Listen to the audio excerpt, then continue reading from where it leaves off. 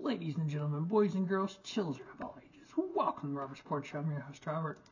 Alright, GCW breaking. GCW review there from 421.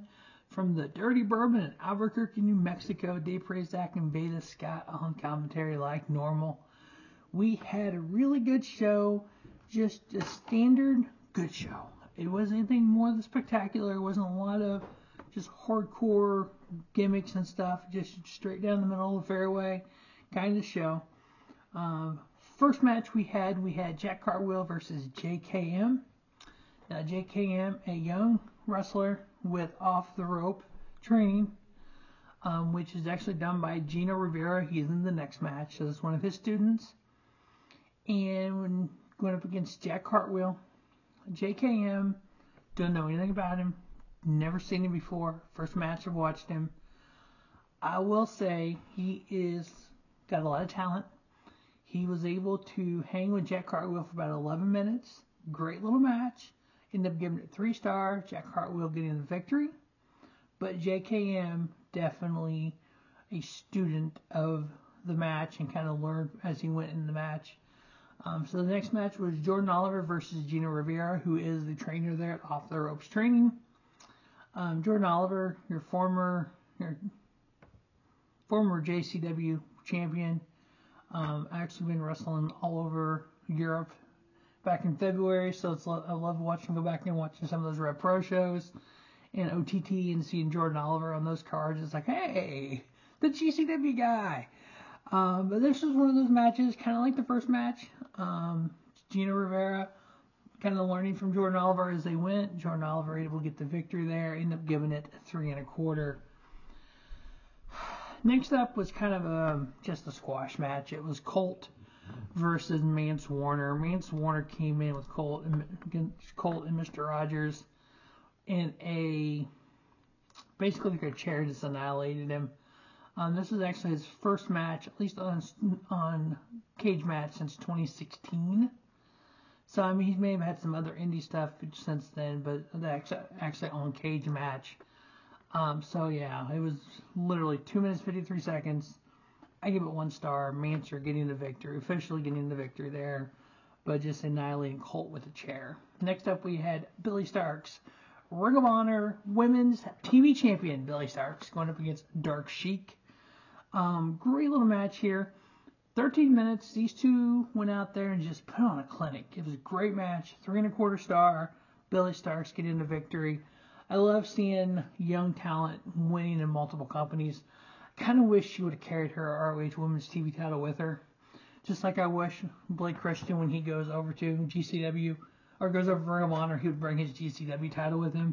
I think kind of crossing those boundaries like that, even though the talent is allowed to, but bringing those belts with them, I think Lauderdale and Tony Khan could work something out where you can kind of see that.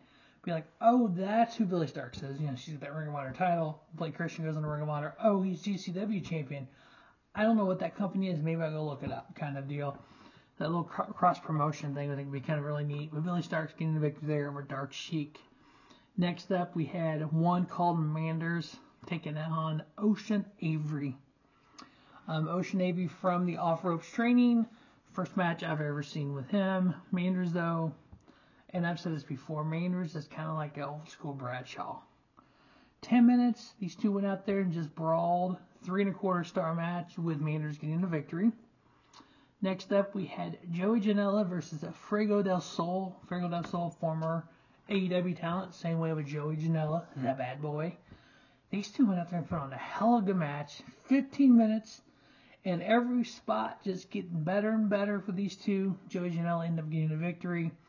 I love the fact Joey Janela can go out there and hardcore wrestle, or he can lucha libre wrestle. He can do it all. We're getting the victory there, and they're giving it 3 1/2. This was match of the night.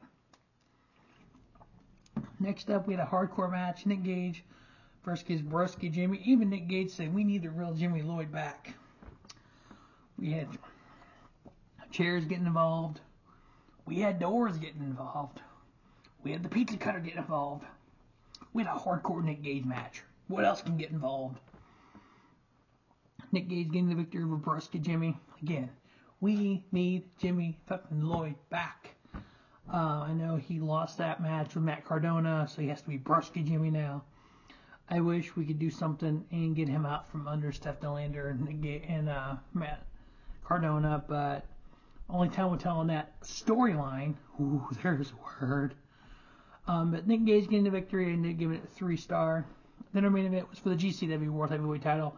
Champion Blake Christian versus Effie. Effie finally getting his title shot, well-deserved title shot. Was really, really pulling for him here. Unfortunately, Mance Warner, who is number one contender, won the number one contender battle royal, hasn't cashed his number one contendership in yet. Almost did it here, but ended up attacking Effie and took Effie out instead. Blake Christian was able to retain his title. At one point, he kind of thought Mance was going to cash in that title guarantee spot he has. He did not. But he ended up costing Effie the title. So we have Blake Christian still here, GCW Heavyweight Champion of the World. With the outside interference, I ended up giving that match a 3-star as well, with Blake Christian retaining. So again, just like with How High, breaking GCW, good, just straight down the middle of the show. 3.5 was the best match with Joey Janela and Fuego del Sol. As always, thanks for watching Robert Sports Show. Remember, Robert Sports Show, from the independent scene to the main event of WrestleMania. Don't just have a great evening, have a spiffy night. Robert Sports Show, your YouTube leader in sports channel content.